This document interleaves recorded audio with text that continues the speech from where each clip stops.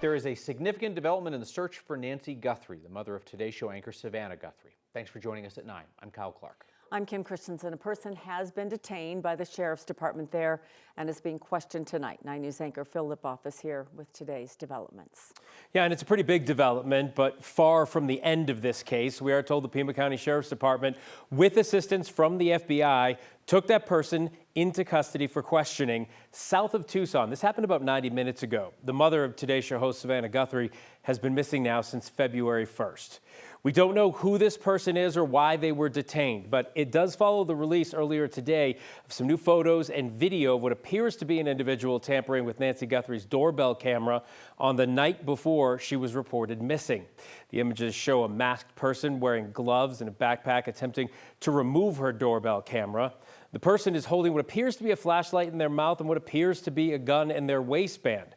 Late tonight, several FBI agents were seen going door to door near Annie Guthrie's home.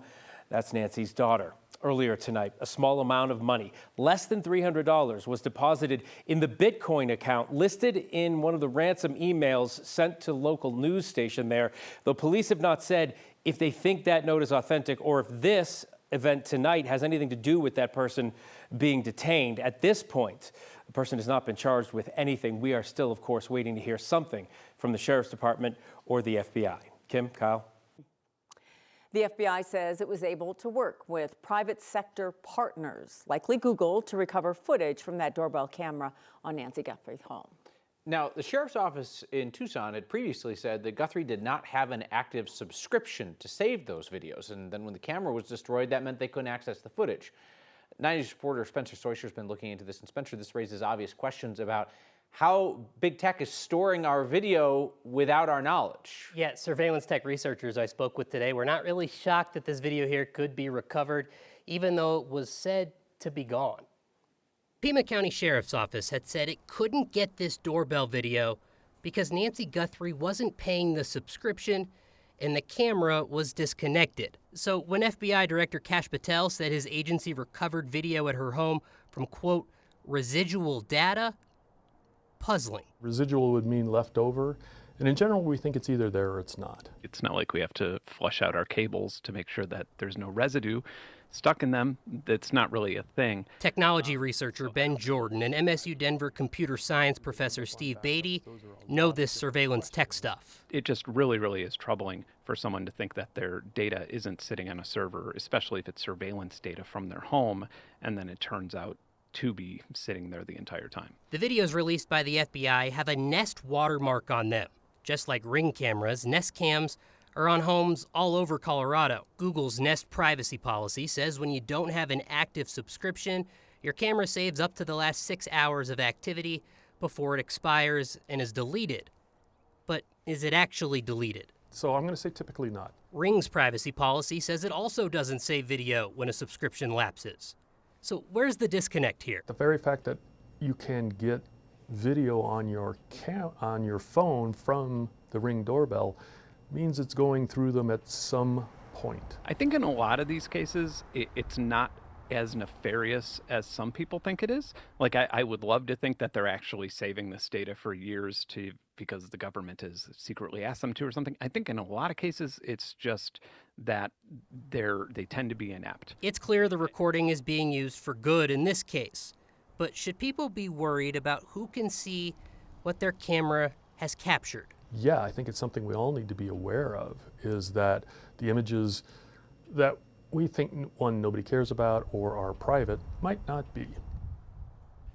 Another question with this stuff has been immigration enforcement. Ring now has a partnership with Flock, the AI-enabled tracking cameras used by police departments all over the country. That partnership allows people to opt into sharing their doorbell and surveillance cameras with Flock. And as we've reported extensively, immigration enforcement has used Flock cameras to search for people. Google, who runs Nest, did not reply to our request for comment. Spencer Soisher, 9 News. Alex Preddy's parents say they have received hundreds of letters and cards of support at their home in Arvada in the week since their son was killed by federal officers in Minneapolis. They spoke publicly for the first time today to the New York Times.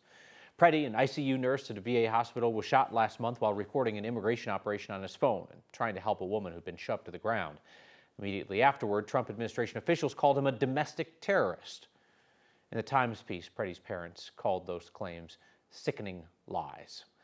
Preddy's parents described their son as big-hearted and devoted to family. They told the Times they're planning a private memorial service this spring. Some much-needed snow is headed to the high country. Not a big storm, but, you know, anything matters at this point. Kathy Saban is tracking it for us. You know, you got to get excited about the little stuff.